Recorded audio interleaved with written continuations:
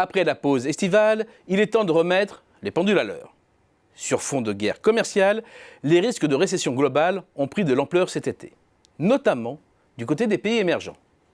Déjà balle en point, l'Amérique latine est désormais plombée par une nouvelle crise, Argentine. Le lourd échec électoral du président Mauricio Macri a entraîné un phénoménal krach monétaire et financier. Le peso a cédé 22% de sa valeur face au dollar en quelques jours seulement et est très loin d'avoir restauré son niveau du début de l'été, malgré un léger rebond. Bilan, depuis le début de l'année, la monnaie argentine a dévissé de 32% face au billet vert. Quant à la bourse, l'équivalent du CAC 40, l'indice Merval, s'est effondré de 40% pour tomber à son plus bas niveau depuis le début de l'année. Tout cela ne va pas arranger la situation d'une économie entrée en récession l'an dernier. C'est un pays capable de faire chavirer l'ensemble du continent sud-américain. D'autant plus que l'économie brésilienne est déjà affaiblie, sans parler du Venezuela qui se trouve dans une impasse totale. L'Asie émergente est également en proie à de nombreuses difficultés économiques et tensions géopolitiques. Tout le monde a en tête les conséquences sur le commerce extérieur chinois de la guerre commerciale avec les États-Unis. Mais le mal semble plus profond et le risque le plus imminent est celui d'une panne de la consommation des ménages. Or, la trajectoire prise par les immatriculations automobiles a de quoi inquiéter. Le marché s'est dérobé et accuse désormais une baisse supérieure à 12%. C'est inédit depuis le début des années 2000.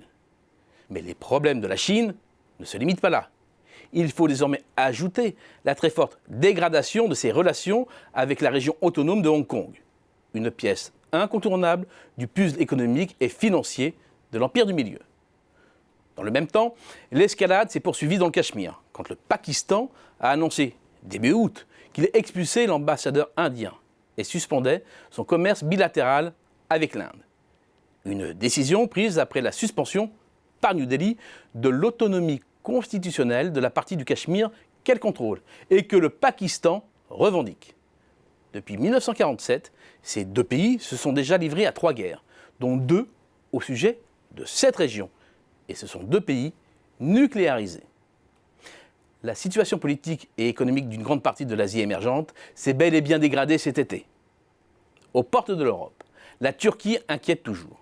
Outre les dérives autoritaires du régime d'Erdogan, l'économie turque se situe toujours sur une pente de croissance faible pour un pays émergent, d'inflation élevée, notamment pour les produits alimentaires, qui pèsent particulièrement dans le budget des ménages les plus modestes, et de chômage élevé. Mais il ne faudrait pas croire que seuls les pays émergents ont vu leur situation se dégrader. L'été a aussi apporté son lot de mauvaises nouvelles côté pays avancés. La croissance a notamment fortement décéléré dans la zone euro. Alors qu'elle s'était placée sur une orbite de 3% en rythme annuel de la mi-2016 à la mi-2017, elle a décroché depuis et parvient à peine à se maintenir sur la crête de 1% depuis un an, ce que confirment les chiffres du second trimestre 2019. Compte tenu de la tendance prise par l'indicateur de confiance globale, celui qui donne le pouls à la fois des chefs d'entreprise et des consommateurs, aucun changement de tendance n'est intervenu pendant la période estivale, la confiance continuant de s'évaporer et avec elle les espoirs d'un rebond avant la fin de l'année.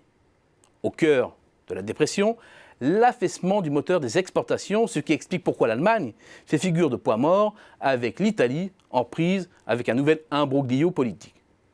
Le ralentissement chinois est passé par là, mais c'est aussi la marque du dévissage du marché britannique dont le PIB s'est contracté pour la première fois depuis près de 7 ans, alors même que la probabilité d'un no deal s'est renforcée avec l'arrivée fin juillet de Boris Johnson au poste de Premier ministre. Côté États-Unis, tous les regards sont tournés vers l'inversion de la courbe des taux depuis la mi-août. Ce n'est pas une science exacte, mais depuis plus d'un demi-siècle, les épisodes où on a assisté à une telle inversion ont été suivis dans les 2 ans par une récession économique. À plus brève échéance, une chose est sûre, les États-Unis ne sont plus à l'apogée. Les risques de dérapage se sont accumulés cet été et les anticipations de croissance terriblement fragilisées.